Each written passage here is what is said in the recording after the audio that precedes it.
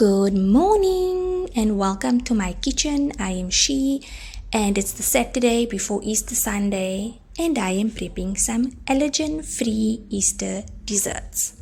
My boy now realized that Easter comes with Easter eggs, and because he has severe food allergies to nuts, soy, gluten, wheat, dairy and eggs, he asked if the Easter Bunny could bring him something else that is good to eat.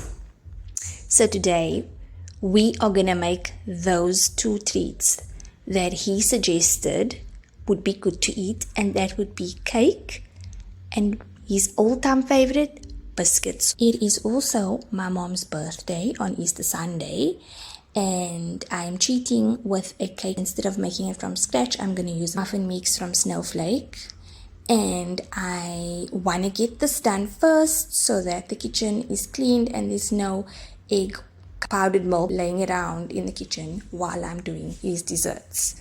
So I have this toxic trait where I cannot follow a recipe to the T. I just cannot. I always have to deviate and make it family friendly, for a lack of a better term. So here I'm just following the rest of the muffin mix as per the packaging, and instead of using 200 ml of water, I'm using 200 ml of coffee as it's my mom's favorite. And then also I add zucchini to my chocolate cake always. It adds a little bit of moisture, you don't taste it, you get the benefits of veggies. Cake's done while I was roasting some oat flour for our cake and biscuits. This recipe for his allergen-free cake is from Mama Gourmet. I do not, once again, follow the recipe to the T. I make it family-friendly, and I also use a lot of substitutes as her recipe still calls for eggs, dairy, and so on. This is an easy 5-minute recipe. I absolutely love it. It is my favorite. You make it in the blender. You basically just pour it out from the blender and you bake for, she suggests, I think 25 to 35 minutes, but I baked this for 45. In here is just flour, which is oat flour, sugar, baking powder, baking soda, dairy-free milk, which I made into buttermilk. I just added a lemon to it, let it sit for a bit. This is going to be a carrot cake, so I added the rest of the zucchini in. I added in some carrots, and I'm going to add some raisins. I wanted desiccated coconut to go in. I did not have on hand, and so I just left it out for now. So the trick is to add your dry ingredients, blend it for a bit or pulse it, and then add your wet ingredients and then blend. But then you let it sit for like 10 minutes, so that because oat flour loves moisture, it will draw moisture, and you can check your cake consistency before putting it into the bowl to bake. I felt that this was a little bit dry for me. I added 2 tablespoons of dairy-free milk and I blended that again, and later on you will see that the consistency is right. And I then oiled a oven dish which was 10 centimeters, and I put it in the oven for 45 minutes. I did check it after 35 minutes as the recipe calls for, and I baked it for another 10 minutes or so. I never use plant butter to do the oiling of the bowl. I can't use any cooking sprays because they all contain soy, but I find that oil is the best and it makes the cake separate from the dish very well, no breakage, and it just comes out perfectly and it's not dry or hard or burnt on the edges. I also want to take a moment to mention that oats in general is like cereal, and so even if 45 minutes is done and the cake is dry inside, it still has a little bit of a tacky taste to it, but that is absolutely normal. It is like a cereal thing. It's not going to be like your normal flour. Here we move on to the biscuits that he requested. I just took a cup of the roasted oat flour. I added a little bit, just top the cup up with a little bit of rice flour to give it a crisp, even though oats makes it nice and soft. I added cinnamon, sugar, ginger, he loves ginger, plant butter, vanilla essence, salt, and then I combined that with my hands. Rolled it into a little ball. Sometimes I put it in the fridge. It works well when it's nice and cold, when you want to mold things out. But here I just jumped straight into it. I used rice flour, rolled it on the counter, and then did some shapes. I don't own any cutters. I own one cutter, which is a Star, and I use it for Christmas time, and it's mostly because one of his names is Star. But yeah, I like to, this is how I go about life, and it works perfectly fine for me. It also ups my skills. So I just used a glass. I wanted some circle shapes to make some bunny paws. I also used the spoon, as you can see, to make my egg shape as the Easter egg shape, and I also made some square looking to do hot cross buns. I just placed this over here and it baked for like 25 minutes. You can see our cake is done, and that's what it looks like.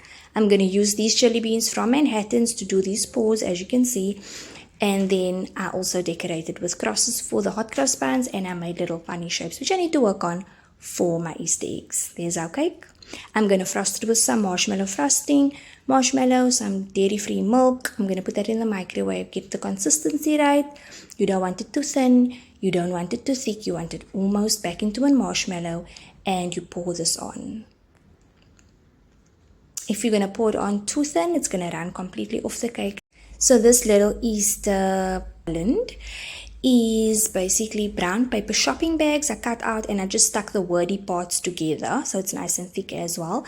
And I used cotton for the bunny tails, and those eggs are actually cut out from gift bags. And this is the string, so I made these bunny ears as well. This is wire, and I just used the ties of the bag, the gift bag, to wrap around here to give me that look.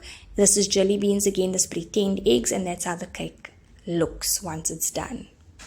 He's the only one that eats of this cake. It would last about a week. I do cut this up into small portions and I freeze it, and it is so easy to separate, defrost or thaw, and enjoy. This tablecloth over here is actually a scarf, and it is, I liked it because it is got the check vibes to it, so it's like your Easter vibe, and the color that I had was in blue, so it was great because it went with the theme. I wanted to keep it blue for the boy, even though it's my mom's birthday. I know she doesn't mind. I just used pink string through the garland because that's what I had that was in pink. This is just our morning tradition that we have with every birthday: cups and plates on the table, coffee, normally extra cakes and biscuits, and then also the cake, which is homemade every birthday. You can still buy other cakes, but the actual birthday cake we do homemade. It's just, like I said, a tradition, and we make the cake according to the person's likes, which I'll speak about a little bit later on in this video. This over here is the biscuits, which are packaged. Again, this tie, the blue tie, is from the gift bag that I cut up to make those Easter eggs for the garland. That is your cotton ball, and that is just baking paper. So I took one of each design of the biscuits, put them in some foil, and then put the baking paper on with the tie and the ball to give it some ears and some tail. This is my mom's cake. As she requested, she wanted something chocolatey, coffee, and salty because those are her favorite. So this is a chocolate cake with coffee inside. As you saw, I used coffee instead of water, chocolate frosting, salted pretzel, which is crushed on the sides and whole on the top. Then the dark cream is the coffee cream, and the lighter cream dollops are the cinnamon cream, which she also enjoys, and that's just choc chip cookies on the top with salted pretzels. This time we didn't have extra cakes purchased or anything like that because we had a big lunch, which was like a bring and share with family. They also had desserts. I'm going to show you how I cut a slice and what the inside looks like. He did have more than one slice. This is the next day. He asked me to please boil the kettle, and if I could cut him a slice of cake. You will see him begging to open this. Please, Mom, open this for me. I would like to enjoy a slice of cake. So as this video draws to a close, I'd like to say thank you for watching. Please like, share, comment, and definitely subscribe if you would like to see more allergen-free recipes. Bye-bye.